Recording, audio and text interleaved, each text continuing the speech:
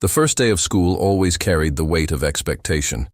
But for Ms. Amina Brooks, this year was different. She walked through the glass doors of Jefferson High with quiet confidence, dressed in a simple navy blouse and long pencil skirt. Her natural curls were pinned back, and a satchel full of lesson plans bounced lightly against her hip. She had chosen this school purposefully, not for prestige or fame, but because it needed her. The test scores were low, teacher turnover was high, students struggled under the weight of poverty and neglect. Amina knew what it meant to grow up unseen, but what no one at Jefferson High knew. Not the students mocking her shoes, not the teachers whispering behind her back, not even the smug principal who handed her the key to a broken classroom, was that Amina was married to one of the most powerful men in the country. Not just rich, not just successful, a billionaire. And she didn't need the job, she wanted it. Her husband, Jordan Huxley, CEO of one of the world's largest AI companies, had tried to persuade her to start a foundation or lecture at Ivy League schools. But Amina had insisted, "I want to be where it matters." So she chose Jefferson. And on that first day, she saw the cruel jokes begin, the mocking videos taken behind her back, the rumors spread about her clothes, the prank, where someone replaced her whiteboard markers with ones that didn't work. But what they didn't realize was that they had just messed with the wrong woman. It was a humid August morning when Amina Brooks arrived at Jefferson High School, a low-performing public school tucked between two warehouse lots and a row of rundown apartments.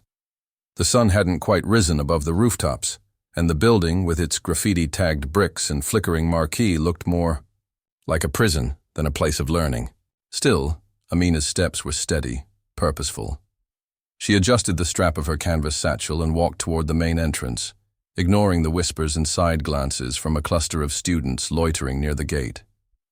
She was 33 years old, with a master's degree from Columbia and a teaching certificate she had chosen not to use for years.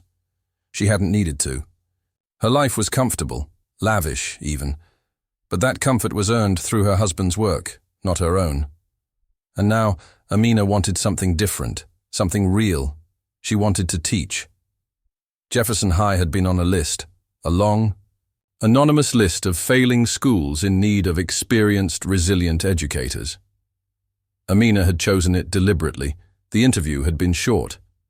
The principal, Mr. Coleman, seemed distracted, surprised she was even applying. He hadn't asked about her experience or why she had chosen Jefferson. He just handed her a contract and muttered, "You sure you want to be here?" Now, standing at the threshold of her assigned classroom, room 114, English and Language Arts, Amina took a breath. The room was poorly lit, the windows streaked with grime. Desks were pushed into irregular clusters, a few with vulgar carvings. Someone had written, "Help me," on the whiteboard in red Expo marker. Amina smiled. She'd seen worse. She rolled up her sleeves and got to work. The video had spread faster than anyone predicted. Local news stations picked it up, calling it a troubling glimpse into public education. But then, a quiet ripple of doubt began to grow. A tech blog published a breakdown of the deepfake, how the facial blurs were unnatural, how the lip-syncing didn't match the acoustics of a real classroom. Experts were quoted. Then a statement from Jordan's company confirmed what Amina had known all along. The video was manipulated.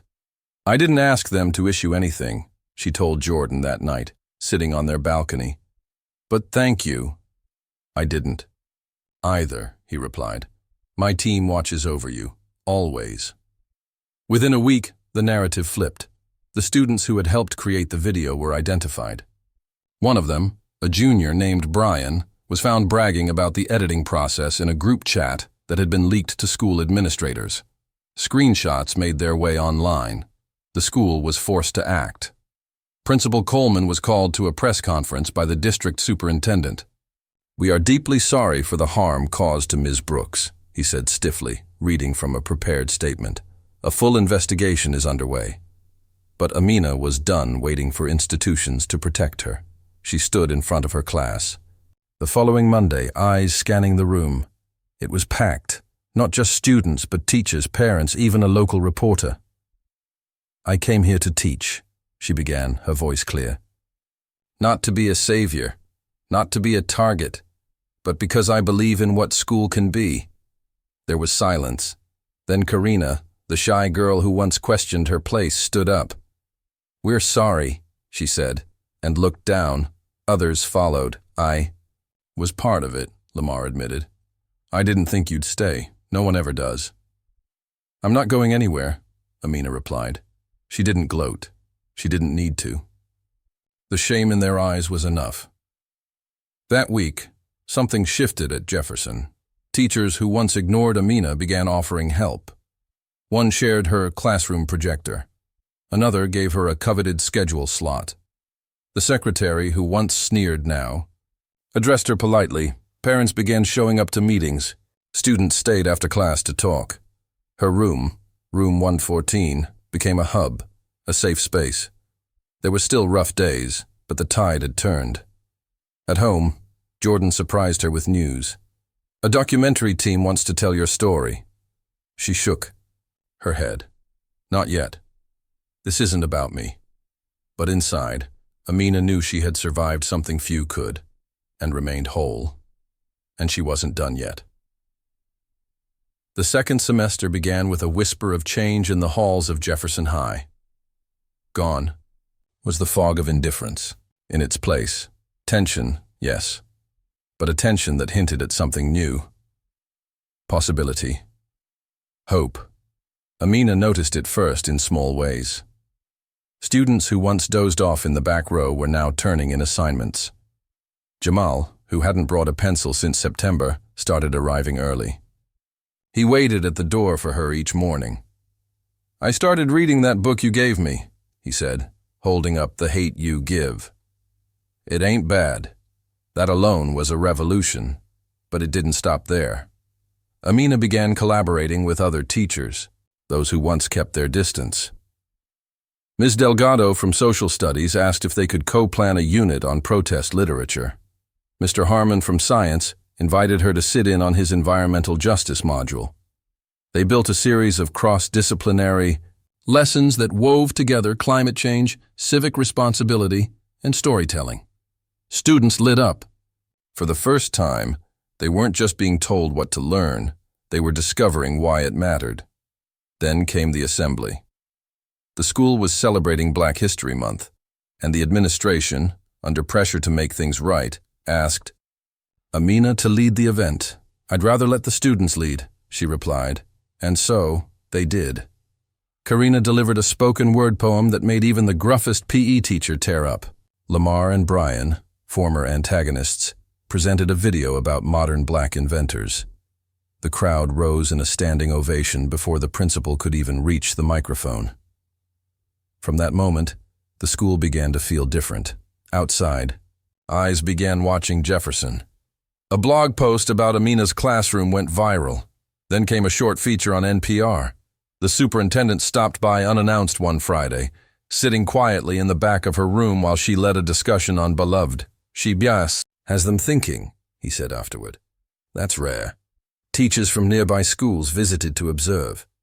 They asked for her lesson plans, took notes on her discipline strategies, praised how she built trust, but Amina refused to be idolized. "This isn't magic," she told a reporter.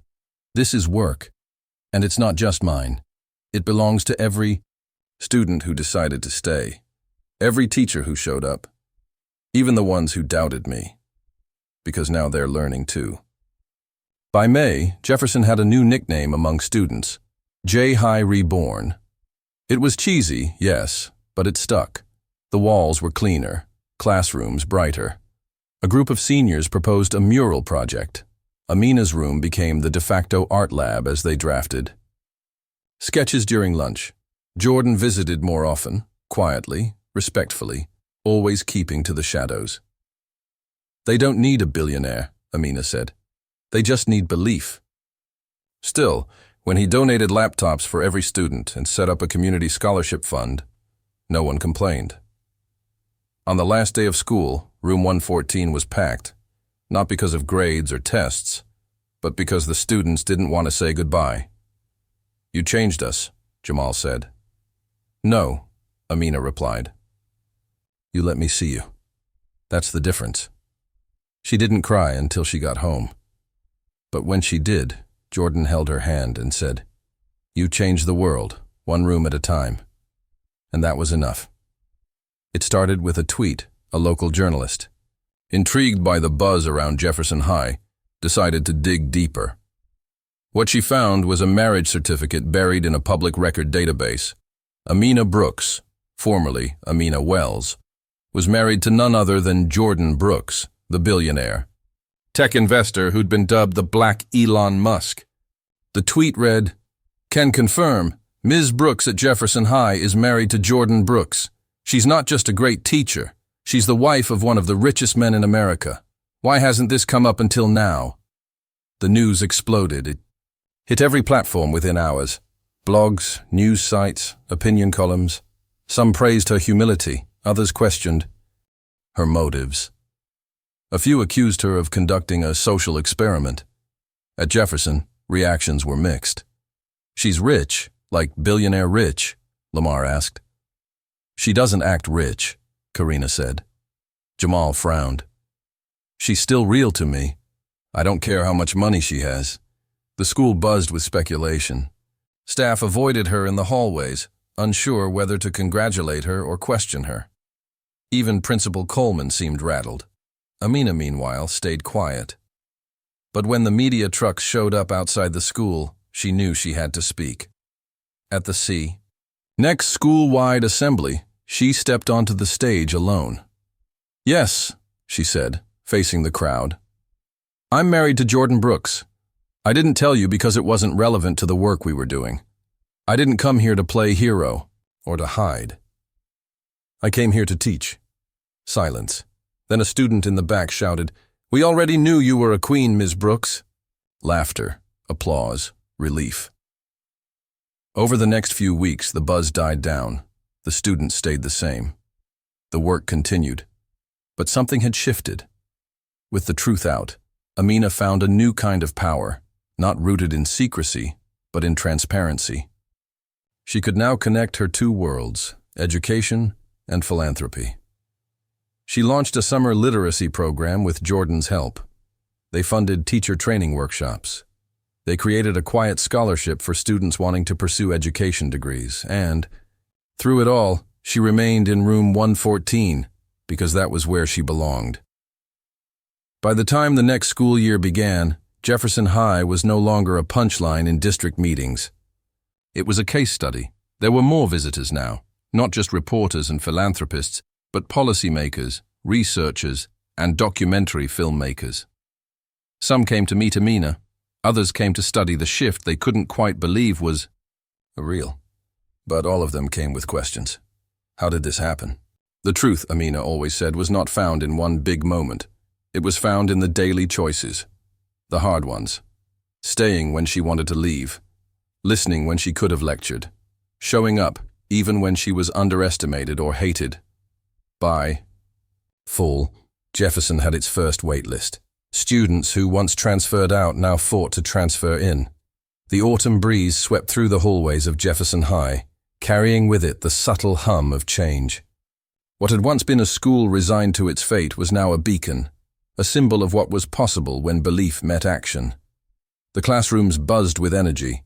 Teachers exchanged ideas in the lounge. Students debated passionately during breaks. And through it all, Amina Brooks moved with quiet purpose, the steady heart of this small revolution. She no longer needed to prove herself. The skepticism had faded, replaced by a tentative respect that still surprised her every day.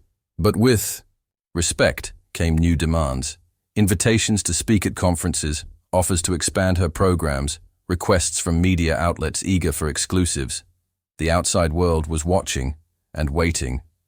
At home, Jordan was her anchor. "You don't have to do everything," he reminded her gently one evening as they looked out over the city lights from their penthouse.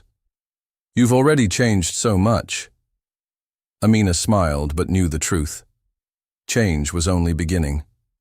The success at Jefferson High was no secret anymore. What had started as a quiet, almost invisible mission in room 114 had grown into something larger, a beacon for educators, students, and communities hungry for change. And with that growth came new opportunities and new challenges. Amina Brooks stood in the sunlit conference room of a modest community center downtown, facing a room full of educators from across the city. It was the first session of her pilot program, Teaching for Change, a mentorship and support network designed to bring resources, training, and encouragement to teachers working in under-resourced schools. The air was thick with anticipation and cautious hope. Amina scanned the faces before her. Veteran teachers worn by years of systemic neglect, eager rookies fresh from teacher training, counselors and administrators looking for practical solutions to seemingly insurmountable problems. They were all here because they believed, or wanted to believe, that change was possible. She smiled warmly and began. Thank you all for being here. I know you didn't come for a pep talk or a lecture. You came because you want to do better by your students. So do I. Her voice was steady, carrying the weight of experience and the softness of empathy. This isn't about me, or my story. It's about what we can build together. Jefferson High wasn't transformed by magic. It was transformed by people who refused to give up, by daily choices, some small, some hard. She clicked to the next slide, revealing a list of core principles: respect, community, persistence, and equity. We'll focus on practical tools, yes, but also on mindset. How to build trust with students, how to work with families, how to keep going when the system feels against you. After the session, teachers clustered around, asking questions, sharing frustrations and hopes. Amina listened more than she spoke, jotting notes, promising follow-ups. Back at home, Jordan watched from the kitchen doorway as Amina sank into the couch, exhausted but exhilarated. You're doing something incredible, he said softly. Amina rubbed her temples. It's just the start. There are hundreds of schools like Jefferson, thousands of teachers struggling every day. That's why I think this is bigger than you imagine. She looked at him, tired but certain. I want to keep going, to make this program grow, not just in the city, but statewide. Maybe beyond. Jordan smiled. Then let's make sure you have what you need. With his support, they secured funding to hire a small team to manage the program. Coordinators, trainers, data analysts. Amina was suddenly not just a teacher, but a leader, a program director, a visionary. She poured herself into it, balancing late-night calls with school visits, curriculum development with grant proposals. The work was relentless. One crisp fall morning, Amina visited Langston Middle School, a few miles from Jefferson. The building was newer but housed many of the same struggles. Overcrowded classrooms, underpaid teachers, students facing poverty, and trauma. She met with Ms. Rivera, a social studies teacher who'd been nominated for the program. I'm excited but nervous, Rivera admitted. I don't want to fail my students. You won't, Amina assured her. But it won't be easy, and it won't be overnight. That's okay. What matters is you keep trying. They toured the school together, talking to students, observing classes, hearing stories. That afternoon, Amina led a workshop for a group of middle school teachers on culturally responsive teaching practices, ways to connect curriculum with students' real lives. The energy in the room was electric. Never thought of history like this, said one teacher, that it could be a tool for empowerment, not just memorization. Amina smiled. That's the point. Education is a revolution, every day. But not everyone welcomed the changes. At a district board meeting, a few voices spoke out against the new program. We need results, not experiments, one official said, tapping her pen impatiently. This isn't charity, another added. We need accountability. Amina attended, standing firm but open to dialogue. I'm here to build partnerships, not to criticize. Our schools deserve resources and respect. Our students deserve hope. The meeting ended with promises to monitor the program closely, a reminder that the fight for equity was ongoing. Meanwhile, at Jefferson High, Amina's former students continued to inspire her. Jamal was now a junior, more focused and confident than ever. He volunteered as a peer mentor, helping freshmen adjust. Karina had joined the debate team and won a scholarship to a local college. Lamar, once a troublemaker, had become president of the student council. Their successes were small victories in a system that too often overlooked potential. Amina visited regularly, teaching occasional guest lessons and holding open office hours. Her presence reminded the school that progress was possible, but fragile. As winter approached, Amina faced a new challenge. A controversial article surfaced online questioning her role as both a teacher and the wife of a billionaire. Critics accused her of using her husband's wealth to overshadow other educators, or worse, conducting a social experiment with vulnerable students. The backlash was harsh and personal. She felt the sting but refused to retreat. Instead, Amina spoke out in interviews, on social media, and at community forums. This work is bigger than money or fame, she said firmly. It's about relationships, trust, and commitment. My husband's support helps, but it doesn't define me or the students I serve. Her honesty resonated with many. By spring, the pilot program had grown to include 20 schools. Teachers reported improvements in attendance, engagement, and classroom climate. More importantly, they felt seen and supported. Amina knew the road ahead was long.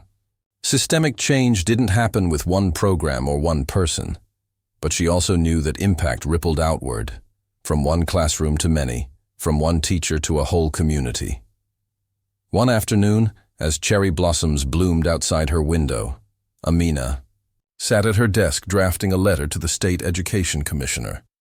She proposed a plan to expand the program statewide, emphasizing teacher mentorship, student voice, and community partnerships. Her fingers paused over the keyboard. She thought of every student who had taught her what resilience looked like, and she typed, "Together, we can build a future where every child believes they belong." The legacy of Room 114 was no longer confined to four walls. It was alive, growing, evolving, and reaching farther than Amina had ever dreamed, and she was ready to lead the way. Spring turned to summer, and Jefferson High buzzed with a renewed energy, a quiet triumph born from years of struggle and hope. Amina walked the familiar hallways, her footsteps echoing softly in the warm light. The faces she saw were different now, more confident, more determined, more alive. Her journey, which began in a neglected classroom with a handful of skeptical students, had become a movement. From Room 114 to community centers, from small pilot programs to statewide initiatives, Amina's work was transforming education in ways she had once only dared to imagine. But the true victory was deeper than test scores or accolades. It was in the relationships she built, in the students who no longer felt invisible, in the teachers who believed in their power to make a difference. On a bright June morning, Jefferson High held a celebration for graduating seniors, the largest, most diverse class in years. Families filled the gymnasium, their cheers filling every corner. Amina stood backstage, watching Jamal deliver his valedictorian speech. He spoke of resilience, community, and dreams realized against the odds. When he finished, the crowd rose in a standing ovation. Amina felt tears sting her eyes. This was why she had come. After the ceremony, students and teachers gathered in Room 114 one last time before summer. Karina, now a college freshman home for the summer, hugged Amina tightly. "Thank you for believing in me," she whispered. Lamar, who had applied to several colleges, grinned. "You showed me I'm more than my past." Amina smiled, her heart full. "I believe in all of you," she said. always. That evening, at home, Jordan joined her on the balcony overlooking the city skyline. "You changed more than a school," he said softly. "You changed a whole community." Amina leaned into him, exhausted, but hopeful. "We're just getting started." In the months that followed, Amina's influence continued to grow. She was invited to speak at national education conferences, where she shared her story not as a billionaire's wife, but as a dedicated educator who refused to let systems define her students' futures. She launched a foundation to support teachers in underserved communities, ensuring resources and mentorship were available long after she was gone. And yet, she remained grounded, always returning to Jefferson, to room 114, to the students who had first taught her the power of belief. As the sun set on another school year, Amina stood at the front of her classroom one last time. She looked out at the faces eager to learn, to grow, to dream. "This is your story," she said softly. "You write the future." And with that, she stepped aside, letting the next generation take the lead. The legacy of a teacher is never measured in fame or fortune. It's in the lives touched, the hope ignited, the futures made possible. Amina Brooks had found her calling, not in the shadow of wealth, but in the light of education. And in that light, she and her students would shine for generations to come. Amina's journey was never about escaping privilege or hiding her truth. It was about choosing purpose, about stepping into a world that needed her, flaws and all, and refusing to back down. In classrooms like hers, hope found a home. Her story reminds us that change isn't handed down from the top. It starts with one voice, one choice, one room filled with possibility. And sometimes the greatest power comes not from wealth or status, but from belief. Belief in others, in justice, and in the promise that every child deserves a chance to rise.